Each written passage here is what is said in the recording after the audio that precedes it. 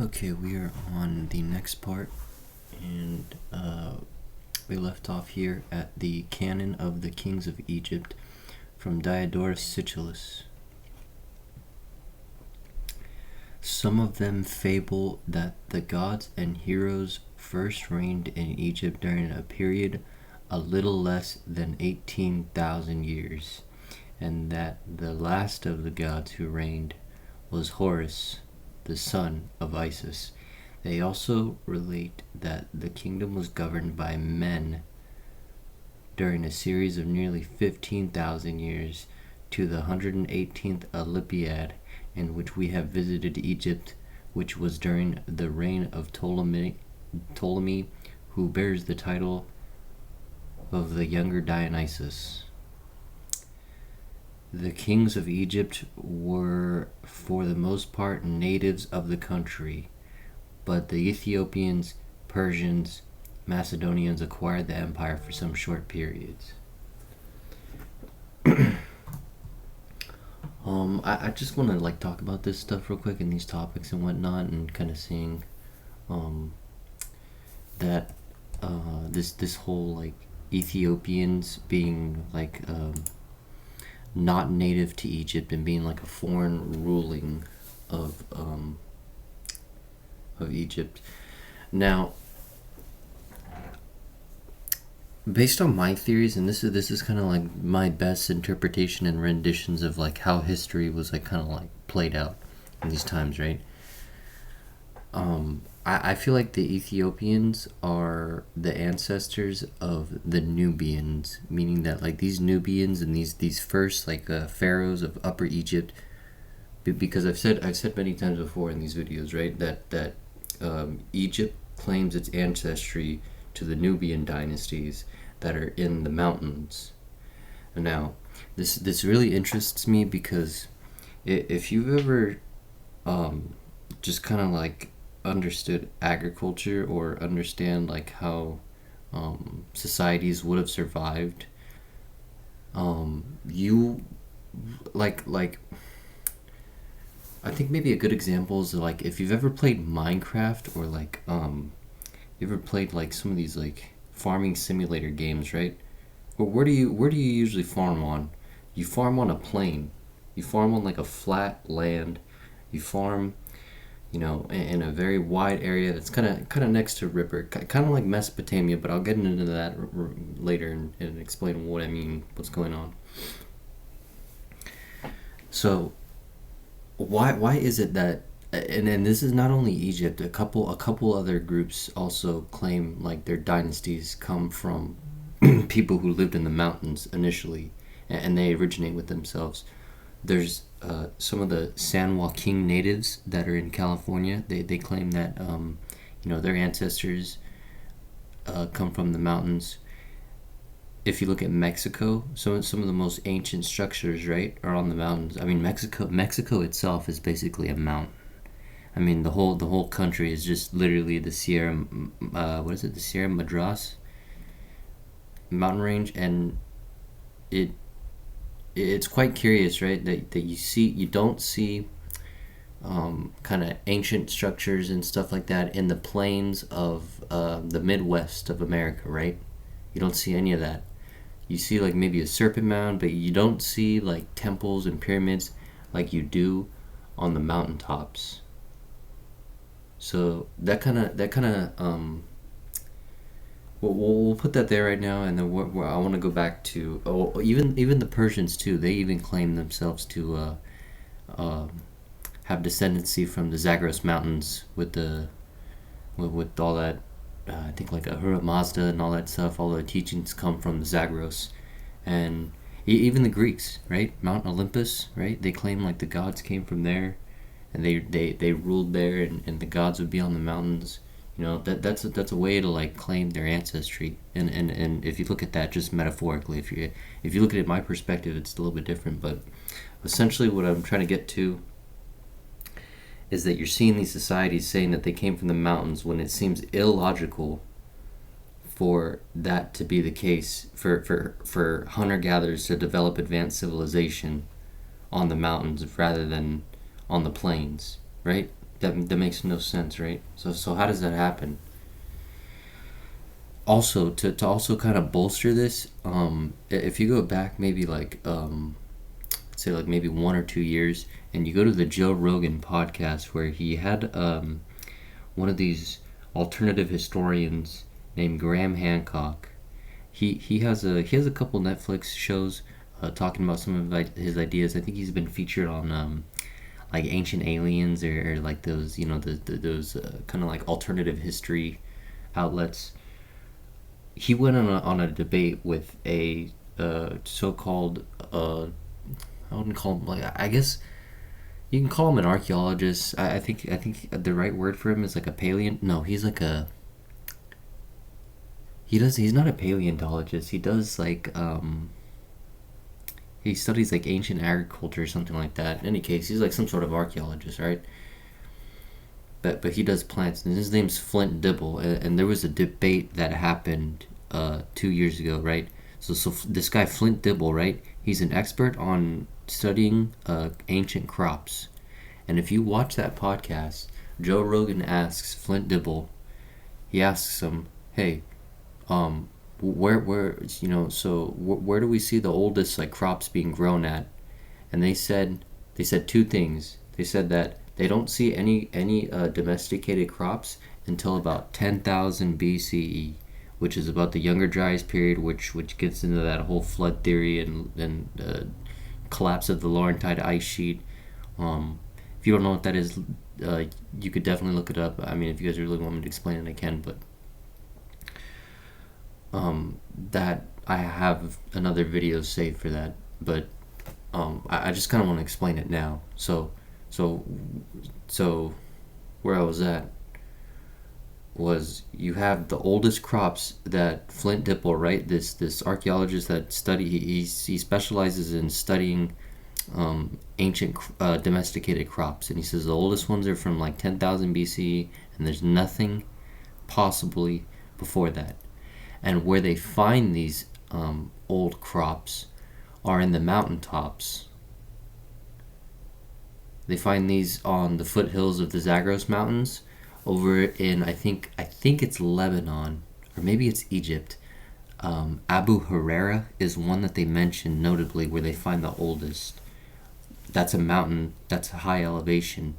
So what I'm trying to say is, like, and also, if you look at some of the Andean culture and the Incas in South America, right? They have terraces on the mountains. How are these hunter-gatherers, or these people who are borderline hunter-gatherers, right? No written language of any sort, a lack of what we would suppose to be coordination and like project management, right? We would see that. How would they be able to coordinate that advance without any type of written language that would be advanced to kind of record all this stuff? You see where I'm getting with this?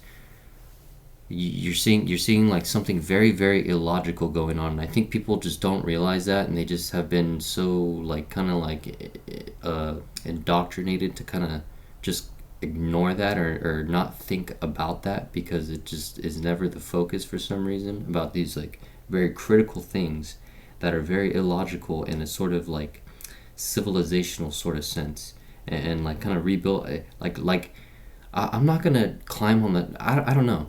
Maybe it is there's some sort of danger. I don't know, that there's a need for these hunter gatherers to live up in the mountains rather than on the plains.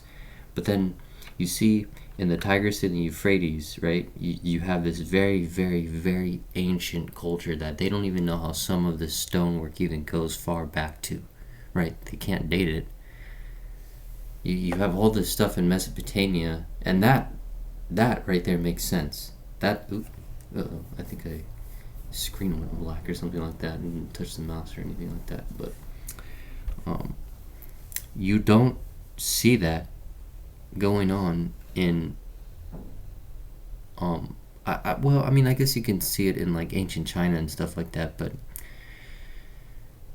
I have too many theories that kind of just I would explain how that works, but I want to focus right now just on Mesopotamia and looking at like you see how they're building on the plains and by the riverside and not on the mountains, right? but they're a super old culture, and some of their I guess you can say either kings lists or so some of their documents go back to a very very far back period in time, and then you don't see any of these type of people ruling, like in Egypt, for instance, on a grand level, or claim their ancestries, like up from the plains, right? From coming from like the plains and stuff. It's always like the mountains. So essentially, what I'm trying to get to with all of this, at the big picture, is trying to like explain to you that like these groups, right? When they're talking about like Ethiopians and stuff like that, like these are like survivors that survived some sort of like catastrophe that happened on Earth, and they had to go up to the mountains, and they had to live there for a certain time, for a certain amount of generations. I don't know how catastrophic that event would have been, but it's definitely recorded through ice sheets, through like very very very meticulous, believable research, right? That's been done by genuine scientists and people who have really studied, right? They see these ice layers and these ice sheets, and they do datings on the global temperatures of that year and that those eras, and then they figured out like, hey, there was an ice age, and then after the ice age things started warming up, and then it started cooling down rapidly. They saw that, and then that explains, what would have happened is like the ice age would have ended, and then all this melting of ice would have maybe occurred, and then boom, like just shattered everything, and the earth went through some sort of cataclysm of some sort. People are on the mountaintops trying to survive, and then slowly as the generations go on, they go down into the deeper lands, and I guess repopulate those lands. So that's something I just wanted to kind of like I don't know, deep dive in, as like sort of like to kind of give I guess the people watching this, you guys, a way to see what I'm seeing, or like kind of like have, maybe if you're looking at this stuff and you really don't have any idea what's going on, or have good framework for it. I just provided you a good framework. So ignoring the stuff that would have happened before that flooding event, just looking at what happened after, you have all these like kind of surviving enclaves all over the world, living on the mountains, because that's the only place to survive, because supposedly with this flood the water levels would have risen quite a bit amount, and it would have caused a lot of destruction, but those water levels would have stayed at that elevation and then slowly receded as the water kind of calmed down from all the kind of like bursts, like just the whole like the energy release from the cataclysm, so to speak. So it's interesting to me also as well, that they want to say that Ethiopians in this text are not native to the Egypt, and that they want to say that the lower Egypt is the true Egypt, so is what I'm guessing. Possibly. Although, what I can also say is like the Ethiopians would be the ancestors to these Nubians, like I said earlier. But it's man, it's kind of hard putting all this into like a type of race theory, because it's kind of like a little touchy subject. But I mean, this seems to be like the best truth and the best way to explain like how early civilizations would have reacted, and who was what, and what did these people look like. Because everybody's curious about what happened back then. Everybody is very curious about like who their ancestors are, and where all of our ancestors really come from. We don't really get that answer in history books. It's also just obscure and just always theorized and never solidified. Never has it been solidified. It's always been mythology and a wonder of some sort. It's never been just given to us flat out like, hey, this is the true history of the earth, and doesn't ever get to that point. So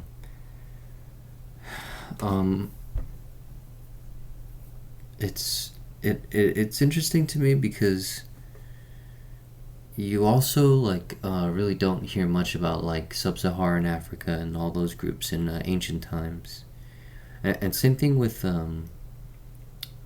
I guess places like Southeast Asia as well, and I guess of course the Americas. Um, it really does make you wonder, but it also makes you wonder why hasn't the history been solidified yet? You know, there's a lot of this book mentioned it at the very beginning that there's a lot of political, um, what is it like? I don't know. I guess political like obstacles or there's this huge political taboo of like trying to explain world history, um, and then trying to explain a different like I don't know. I guess people maybe have tried doing this before, and it caused a lot of like backlash with certain groups. So it becomes like a taboo, and that seems to be just going on. Where it's just, I mean, you see it with myself, where I don't want to say like, hey, like these Ethiopians are like black people, and they would have been really tall and lanky, but it's like I'm not. I can't.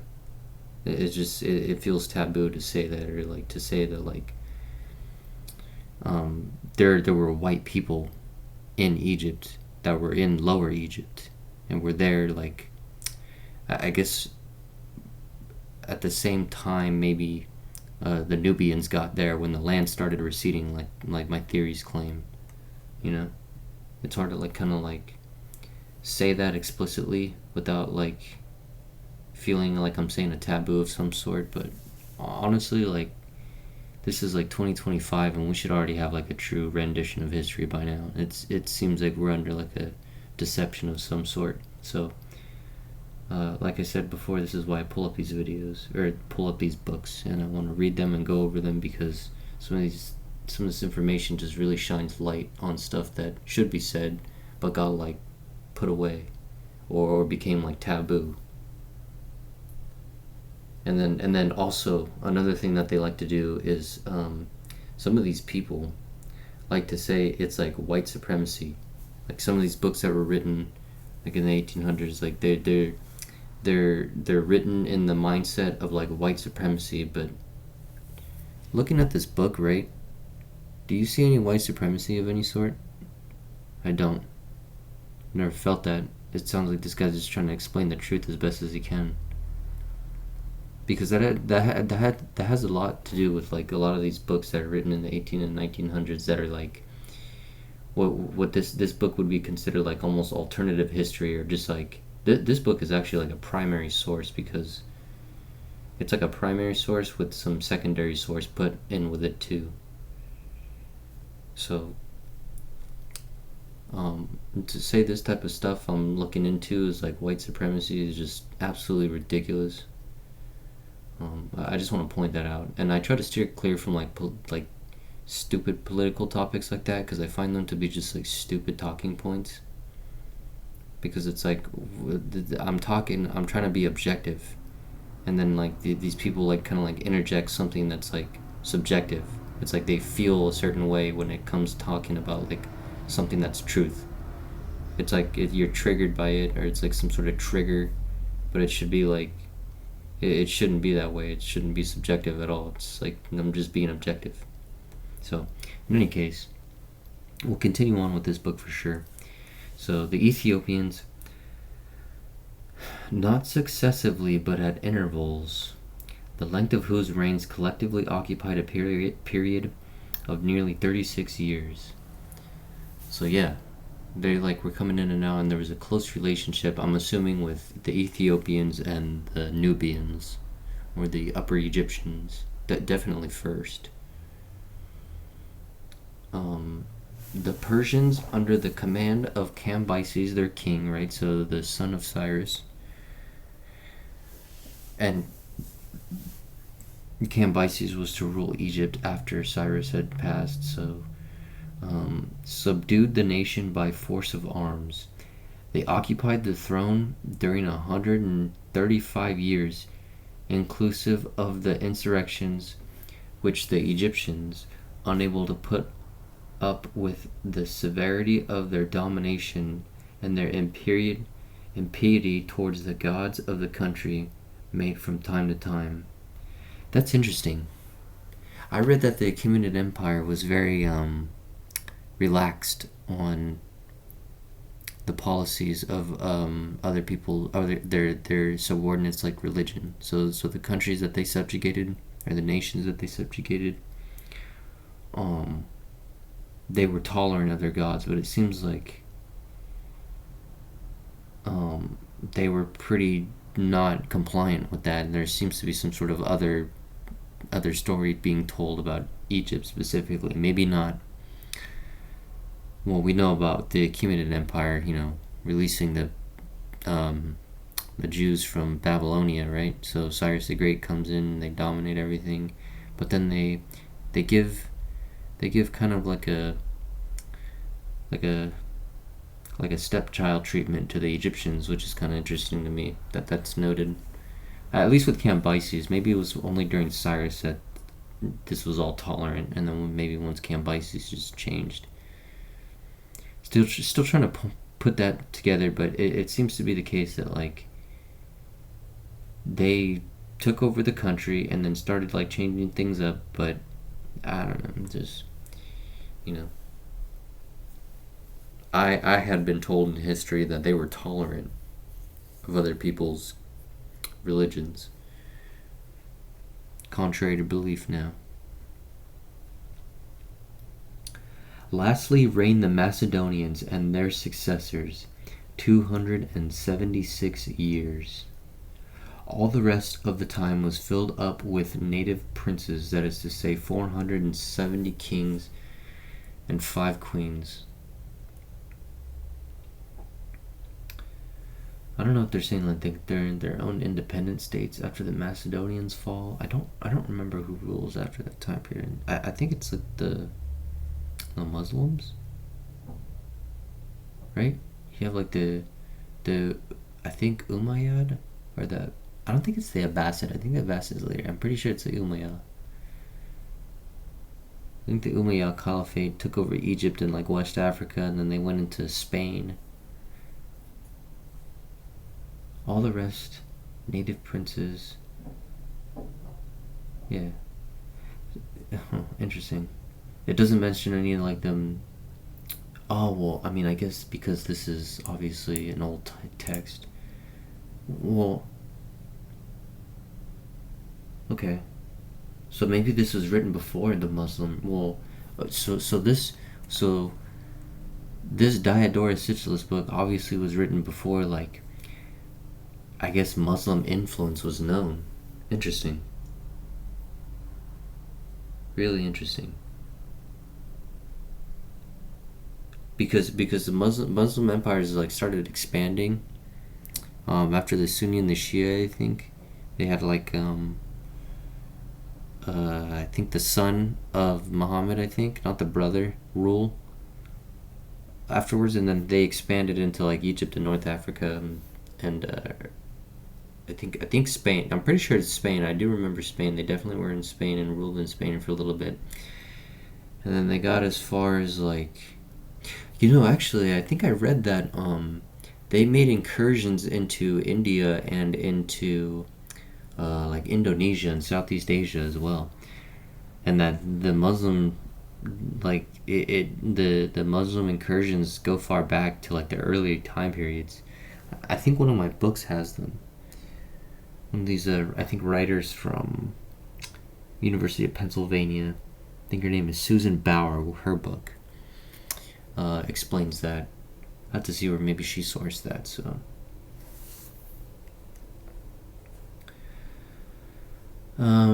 yeah, that's just something I want to add to. We'll just go on to the next part. So after the gods, Menes or Menes was the first king of the Egyptians. So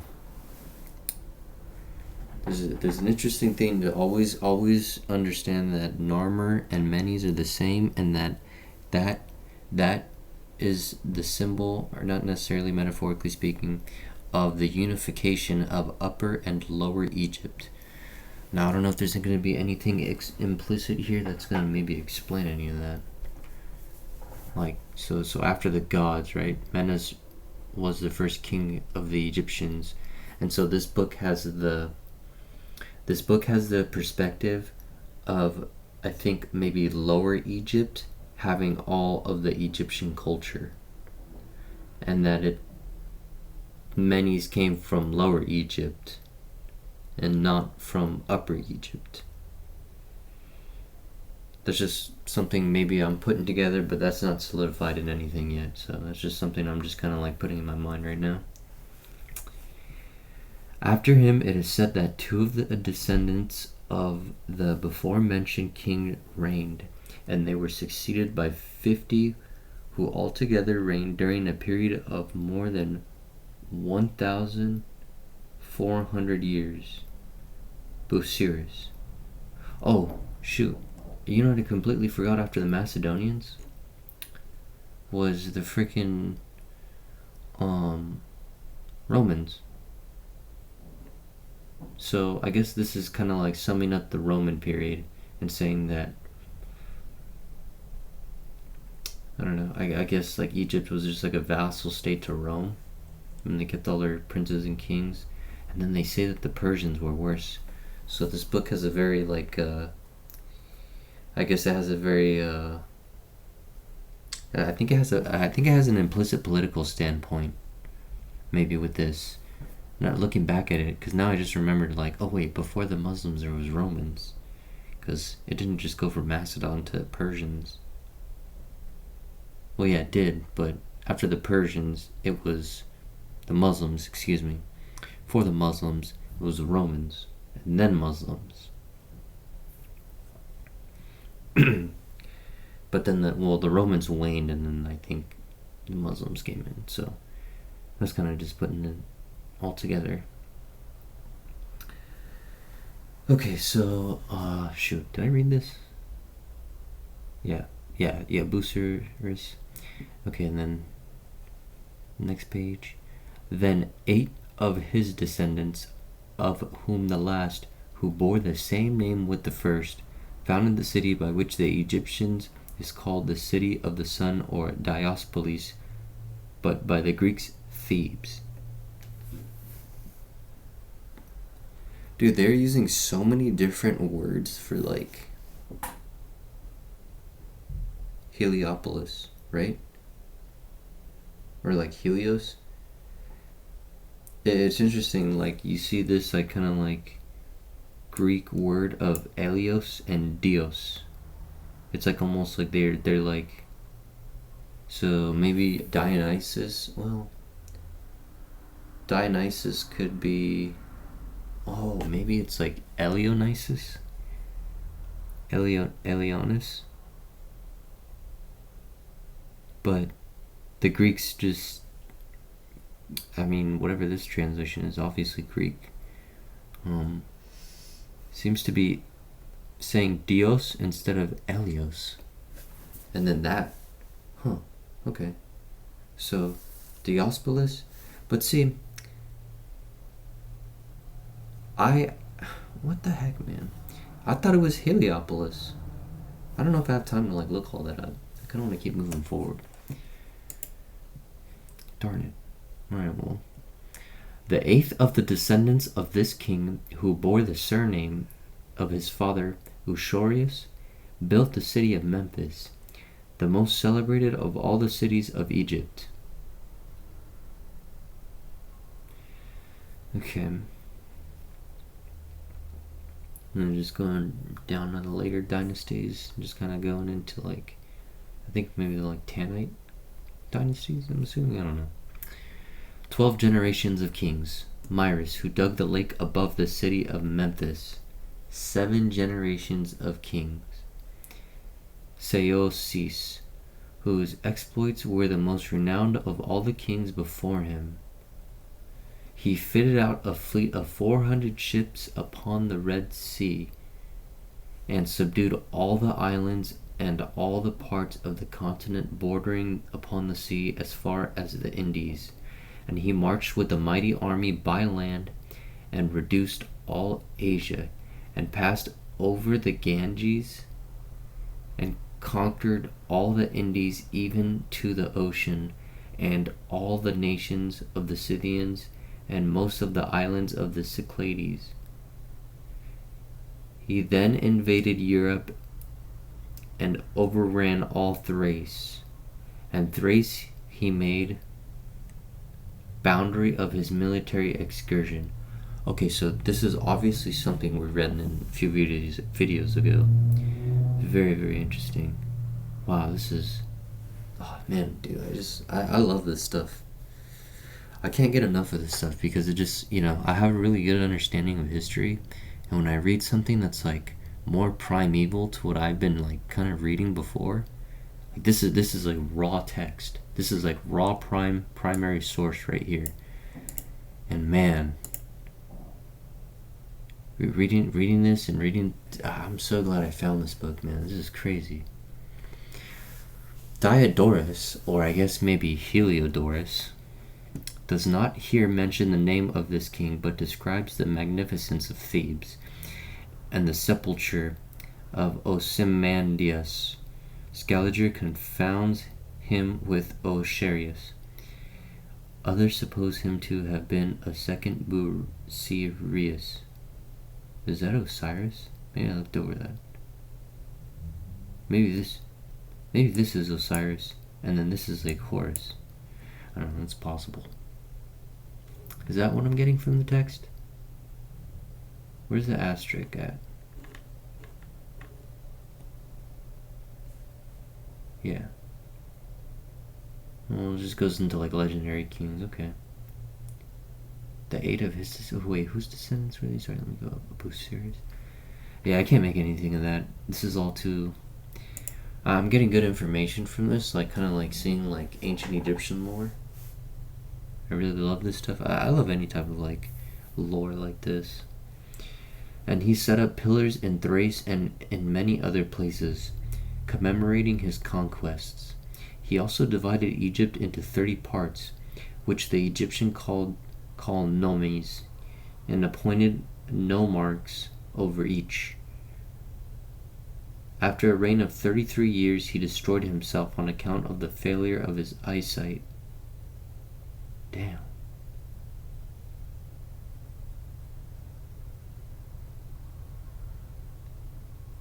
Man.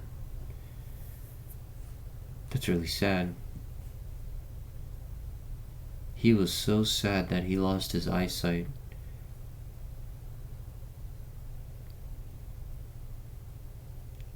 That's a bummer. That kind of makes me sad, to be honest.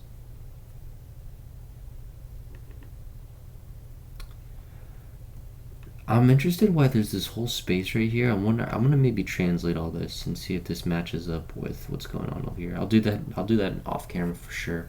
Oh man, I really want to get into this, dude, but I already spent a lot of time like kind of breaking down my history. Maybe I shouldn't have done that, but that's okay. I mean, it just leaves more room to kind of... I feel like maybe this was a good video for like getting more framework about ancient history and like kind of seeing, where we can possibly trace things. Like I said, I think there was like there was like white-skinned people going from Armenia, maybe in upper Asia, into like Sumeria, and then into Egypt. And then that's when like they encountered like, I guess, these taller black folks, right? These sub-Saharan Africans, and then you get this like blending of cultures and stuff going on in Egypt, and that's probably... It's a lot to kind of like think and ponder about. Really, it truly is, especially when it comes to like the god and like who brought the gods to Egypt, right?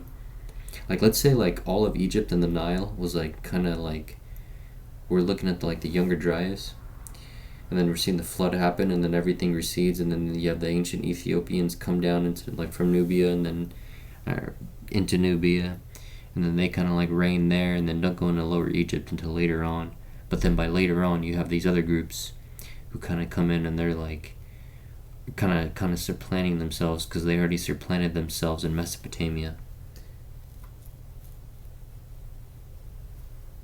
And then you just have this like really blending cultures.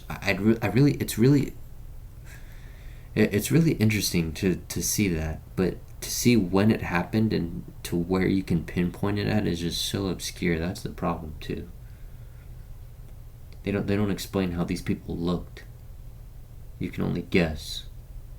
And my guess is that the Upper Egyptians were the black folks, and the Lower Egyptians came from the upper lands of Europe and were white. And there's this blending of culture going on. That's just my assumption. I feel like that's probably more than likely the case what happened. So, I think I've already kind of dragged this video on, unfortunately, but I'll continue here on page 248, and we'll just kind of just get through this book. We're making a lot of progress, and we're going to continue to make more progress. I'm so glad I'm getting like done with this book, and I have another book that I was working on when I first started this channel, but I never got back to it because the book was really hard to read, and I was scrolling down more, and some of the pages were just really, really like hard to read. So a lot of it was just like me kind of like putting words together, and I don't know if I want to go back to that book. But I do have like a couple books in mind, but I gotta see if I can get permission first, because they're not from like the 1800s, they're from like the 1950s.